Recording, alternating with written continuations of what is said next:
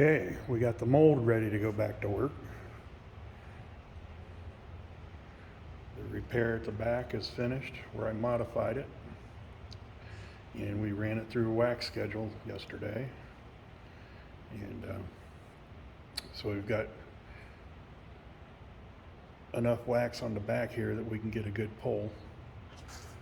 But tomorrow morning, we're going to spray this up. Yeah, unfortunately, it's going to be another green one. But just figured I'd show you the repair. And what I did here is I took basically right here, the edge of the deck mold was right there, but I needed a little more, basically a little more deck than what I had. So I cut that off and moved it back and then re-glassed behind it, and then filled this in and just shot the rear of it. And well, now that I've told you, you'll notice it, but if you didn't know, you wouldn't see it, because it basically would come up here, have a little bit of an edge, and then up like it's supposed to be.